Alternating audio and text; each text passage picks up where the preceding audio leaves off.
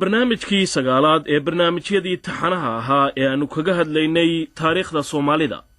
aan ku bilaabay haddaba golihii sare ee kacaanku markii talada waddanka ay qabsadeen waxa si firfircoon ay u bilaabeen wax ka qabadkii xagga horumarinta dhaqaalaha iyo adeega bulshada. waxay ku bilaabeen hase yeeshee talooyinkii xagga degmooyinka iyo gobolada inay kala wareegaan saraakiishii haysay oo ay ku wareejiyaan saraakiil da'doodu yar tahay oo ciidamada ka tirsan. bishii Oktoobar sanadkii 1970 ayaa golihii sare ee kacaanku ku dhawaaqay in dalku uu qaatay hanti wadaaga cilmiga ku dhisan. waxa waliba taa lagu lamaanayay iyadoo si xoog leh loo baareeyay qabyaaladii. dawladii militariga ahayd markii ay qaadatay hanti wadaaga cilmiga ku dhisan si ay u muujiso inay ka soo horjeedo qabyaalada, waxay ku dhaqaaqday in iyadu mas'uul ay ka noqoto kharashka ku baxaya dadka ku dhinta magaalooyinka ee markaasi magaalada aanay u joogin cid asta.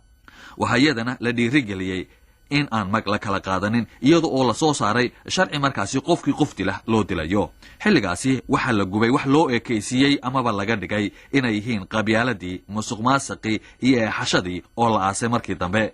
ereyga inaadeerna waxa lagu bedelay jaalle. haddaba dhegaystayaal, Cismaan Maxamed Jeelle oo ka mid ahaa golihii sare ee kacaanka kana mid ahaa raggii ugu dhalinta yaraa wakhtigaasi ayaa waxaanu weydiinay markii la qaatay hanti wadaagga cilmiga ku dhisan wixii ku kalifay. isaad ogsan tahay horta rag hadduu meel isugu yimaad oo xukun wadaag yahay oo xukunku u dhexeeyo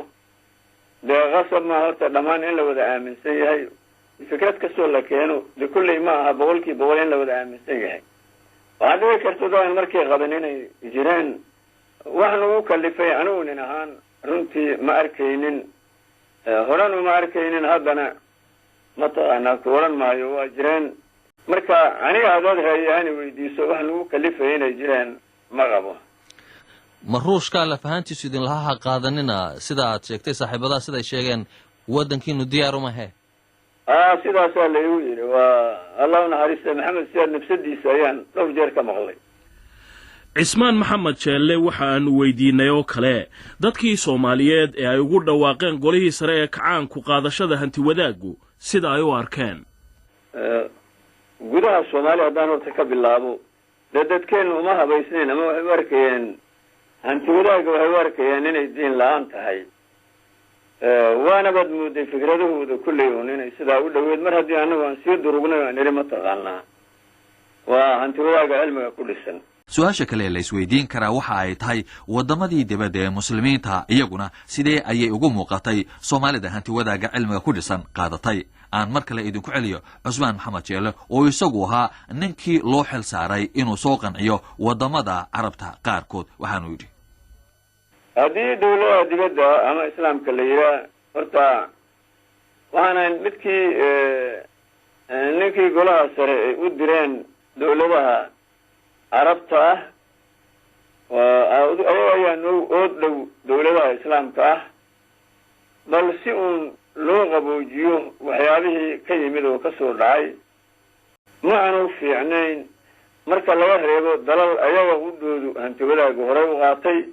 laakiin ana ku talax tagay hanti wadaag bas uun madaxweyne Xaafid Asad madaxweynaha Suuriya oo hore aan soo naqayn markii aan u tagay oo yiri waraasman miyaad waalateen ma hanti wadaagii anagu aan la liidanay dadkeena saan u wadaadhicin ayaad si kordhiso haddana mid cilmi ka sii dhigteen. marka dadkii noo horay way aragnimo ahaan oo dalal islaam xukumayay oo madax ah sida ay intii nasiixa ay nolol yaabanaayeen. kaasi waxa uu ahaa Cismaan Maxamed Jeelle.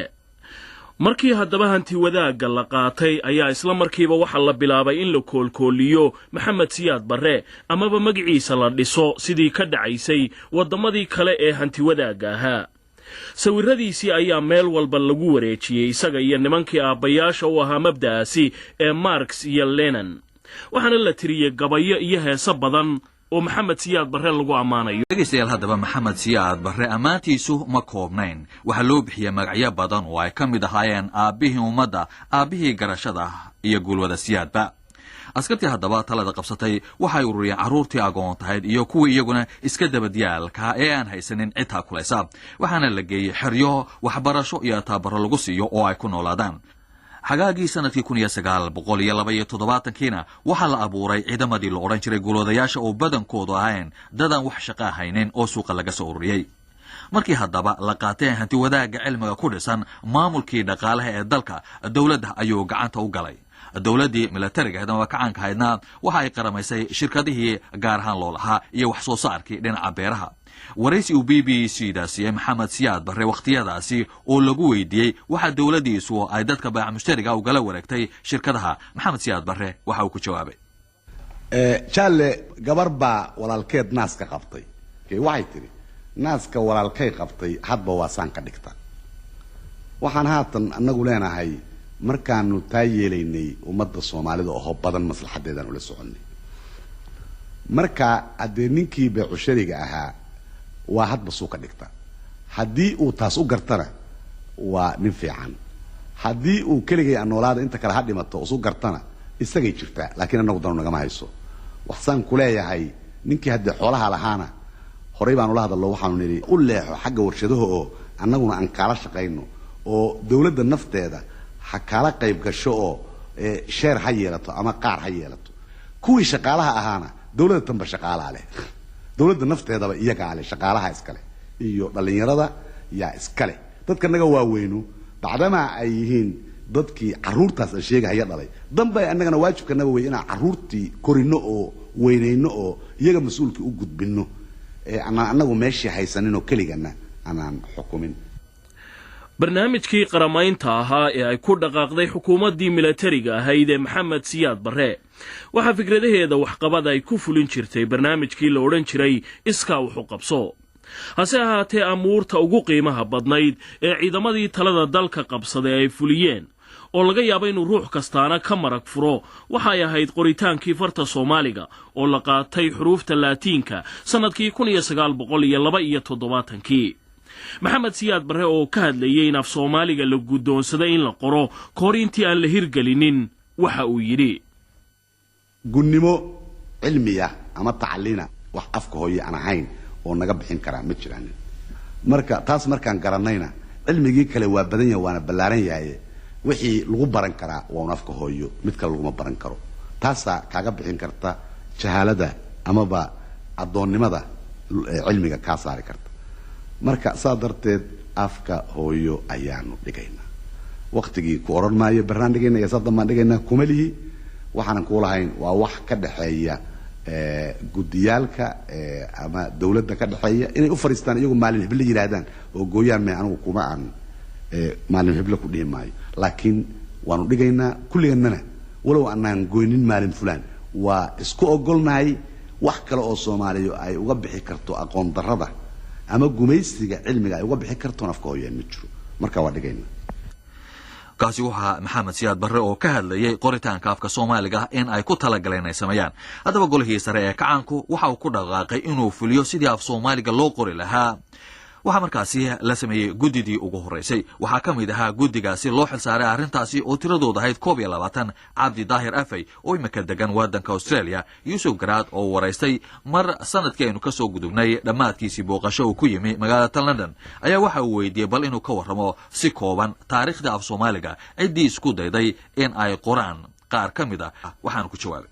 Yusuf anigu intaan ka ogahay ama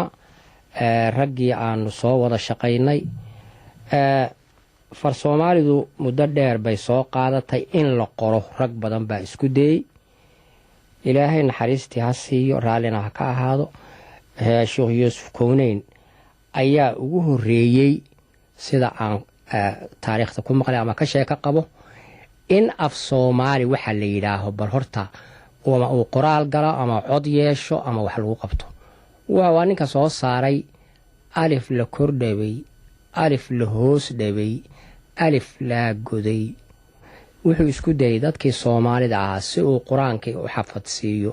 oo ay higaadii u dhigaan u yeersadaan oo iyagu gacantooda qoraalkii marka loo yeeriyo quraanka ay iyagu gacantooda ku dhigaan waxa ku xigay sida aan taariikhda ku hayo Cismaan Yuusuf Keenadiid nin la yiraahdo reer Hobyo ah ayaa isna fartan Cismaaniyada la yiraahdo soo saaray waa far Soomaali xuruufteedu tahay oo shaqaladeedii iyo shibanayaasheediiba Soomaali yihiin fartaasu isna nin gabayaabo ahaa waxa ku kallifay isagana in uu gabayadiisii u samaysto wax uu meeluu ku xafito iyo qoraal uu ku xafido. waxaa ku xigay oo raggii iyaguna qaybta weyn ka qaatay naxariista allaha siiye muuse galaal ninka la yidhaahdo iyo professor andrewiski ninkii ingiriiska ahaaye isna ahaa yaa kontomaadkii iyo ka hor baan u malaynayaa inay ahayd iyo iyaguna far latiina. muuse wuxuuba igu yidhi marka hore carabi baan isku dayey inaan wax ku sameeyo, se yeeshee markii isukay qabsan weyday ayaan u leexday xaggan fartan scriptiga ama xuruuftan ta'da ingiriisiga inaan wax ku sameeyo. aniga ninkaasaa iska kaashanay inaanu xuruuf latiina aanu wax ku samayno. waxaa iyaguna kusoo xigay halkaas ninka layaha shiro jaamac, isna wuxuu ahaa nin fartaa latiinka ah wax ku qorqora oo raggii isna ku xigay buu ahaa. waxaa kaloo isna ku xigay professor ibraahim xaashi naxariista allaha siiye, ninkaasoo isaguna fartan carabiga ah oo wax ku qori jiray oo iqtiraax macnaha ra'yigeeda soo jeediyey in fartan carabiga la qaato. waa fartii qur-aanka, waa fartii diinta ku soconaysay. alifkeena iyo afkeenana halka aan ku dhiga buu doodiisu isagana ahayd. waxaa jiray nin la yidhaaho cabdulaahi insaaniye oo isna farta latiinka ah isna soo jeediyay iqtiraaxeeda in wax lagu qoro. waxaa isna jiray xuseen sheekh kadare nin la yidhaaho isna oo far alifba'deedu soomaali taho isagu uu iqtiraaxeeda iyo ra'yigeeda lahaa ayaa iyadana jiray. 8 farood ayaa tartankii markii guddiga laysu keenay farahay oo ahaa saldhigga waxyaalihii ay ka shaqaynayeen, farihii meesha lasoo dhigay saldhigga ahaaye laga doodaya tee la qaataa. 21 nin yaa marka hore yaa magacooda lasoo saaray. goorma bishii koowaad kowdeedii 1971 bay ahayd. wakhtigaasna la magacaabay. tallaabooyinkii golaha sare ee kacaanku ay ku dhaqaaqeen waxaa ka mid ahaa sidii ay u samaysan lahaayeen dad waxyaabaha ay wataan u hoggaansan. shaqaalihii sare ee dawladda iyo ardaydii jaamacadaha ka soo qalinjabisay iyo kuwii dugsiyada sare ka baxay ayaa iyagana lagu ururiyey xero milatarigu uu hore u lahaan jiray oo la yidhaa xalane, looguna magacdaray askari ku dhintay magaalada togwajaale dagaalkii ka dhacay sannadkii 1964 kaasoo dhex maray etoobiya iyo soomaaliya. askarigaasi xalane oo la dilay isaga oo badbaadinaya calanka soomaalida markii ciidamada etoobiya ay soo galeen magaalada togwajaale.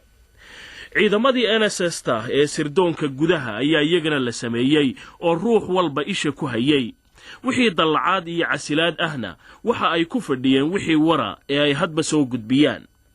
waxaa xoogaystay in ciddii wax ka sheegta dawladda milatariga ah iyo barnaamijkeeda lagu sifeeyo afmiishaar. waxaana taasi ay dhalisay ciddii hadal cadiba in dalka ay dabadda uga baxdo oo shaqo ay ka raadsato,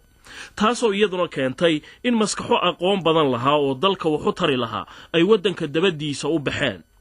hase yeeshee culayska dadku uu dareemay waxaa ka horreeyey in golihii sare ee kacaanka lafahaantoodii ay iskhaarajiyeen. markii bishii julaay sannadkii 1972 laba jenaraal oo ka mid ahaa golaha sare ee kacaanka la dilay. waxa ay ahaayeen jenaraal maxamed caynaashe oo madaxweyne ku-xigeen ahaa iyo jenaraal salaad gabayre oo dad badan oo golaha sare ee kacaanka ku dhowaa ay sheegeen inuu ahaa nin qayb weyn ku lahaa in milatarigu talada dalka uu la wareego.